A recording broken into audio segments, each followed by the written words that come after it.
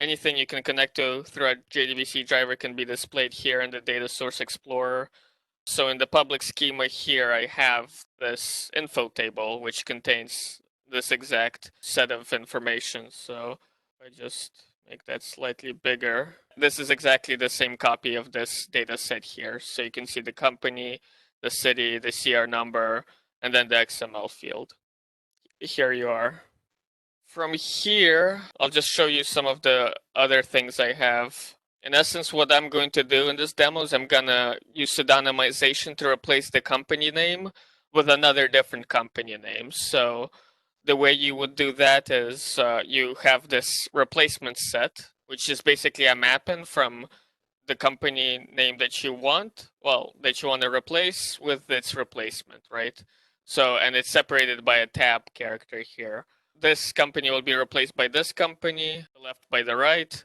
Here we have just some English replacements so English speakers can see more clearly data was replaced. So this was hard coded. The other way you can do it is you can use one of our pseudo set wizards. Let me show you what I mean. Pseudo set from column, and this will take a column name like company, right? You can select public info and then say company, and it'll generate a pseudo set file that'll take the distinct values from this column and then scramble those same values and use them as the replacements. So, if we had Kudo in this list of companies, we could replace Aramco with Kudo, for example.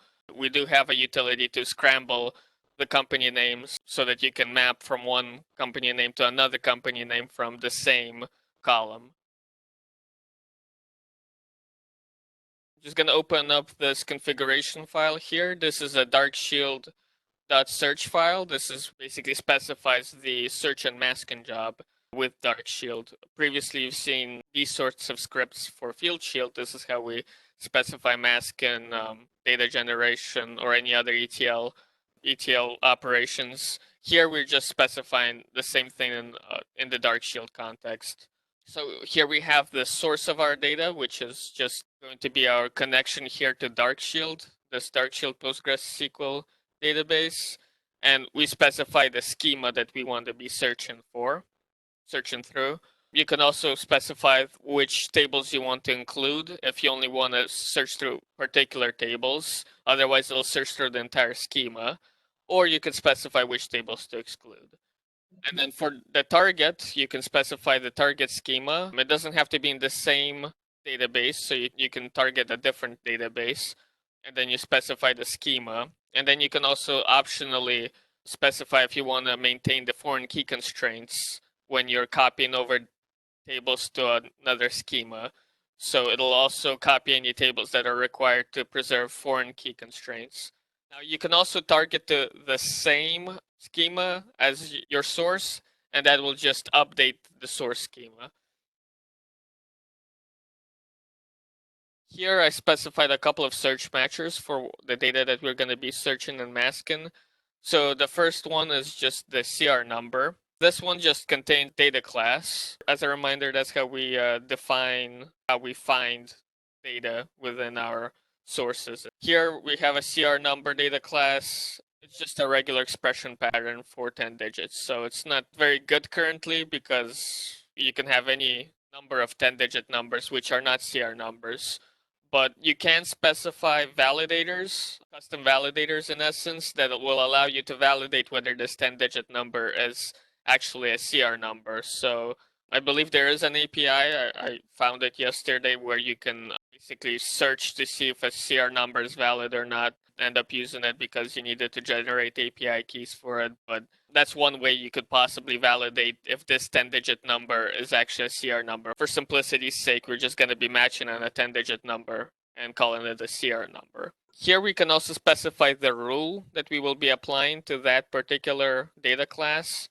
So in this case, we're going to be encrypting it using format preserve and encryption. And this basically allows us to act almost like a character replacement. So characters will be replaced by characters, digits by digits. It's not just a one-to-one replacement for characters. Actually, a mathematical computation to make sure Don is probably better at describing what it actually does under the hood, but this will give us another unique number for whatever CR number that we give it. It generates the same unique ciphertext for any given text that you give it. If you use the same key. If you use the same key, that's right.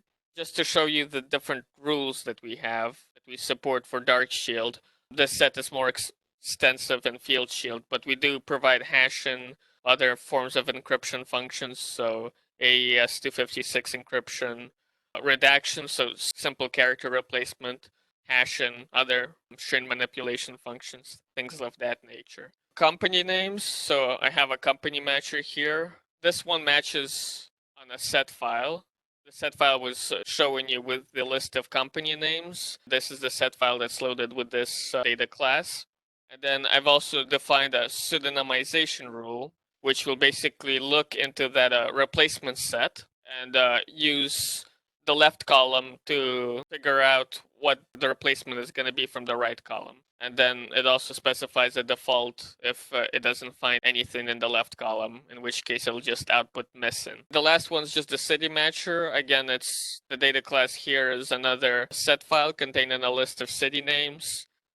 And here I just decided to do a redaction rule just because I already showed pseudonymization with the company matcher. And I couldn't think of any other rule to really show other than perhaps hashing, but that's not really, doesn't really make sense for cities. That's the set of matchers that I'll be using. Before I start the search and masking, I'll just drop the target schema that we're targeting and create it again. So it'll basically refresh that schema so we know for a fact that there's nothing there.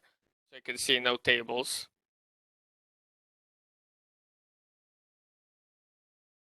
Now I'm going to execute this as a search and masking job. So you can decide to just do a search, which will search through the table, but not actually output anything into the target schema. I'll just do a search and mask. So since it's just one table, okay, there we go. I was going to say the progress is going to stay at 0 because it only updates whenever a table gets searched, finished searching. All right, so here is our results. It generates a dark data model here, and we can just basically, this shows us a view of all the rows where we found something under which cell. So you can see the company cell contained this particular search result, the city contained this particular search result, CR number. The XML field, you can see, contained 3 search results. So it was the company name, the city name, and then the CR number. And this is the same for all 1,000 rows that we searched and masked here. If I refresh my target schema, you can see that we have a new table here, which is the info table. And I'm going to show you the sample contents for it. So you can see what we did. In the company, we pseudonymized the name. Some were Arabic and some were just English. Again, this was the same as this set file mapping that I showed previously. The city name was just masked, so redacted.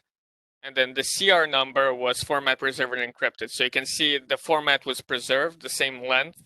Digits were replaced with other digits, right? This generated a unique CR number for whatever number that you gave to it before. And then the XML field, so you can see again, the company name here is now the same as the company name that was here because we used the same pseudonymization rule, same redaction rule for city, right? So it found city in this column and it also found it in the XML.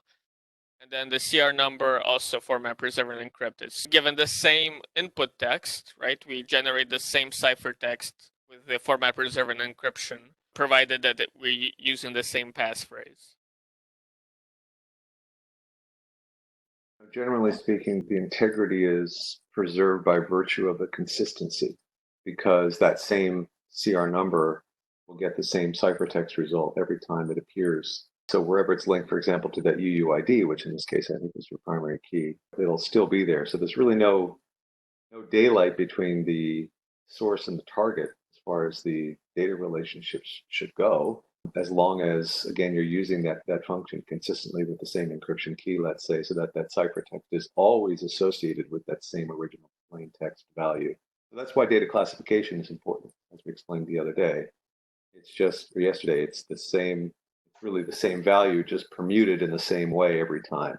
That's why, for example, your joins will still work after data masking.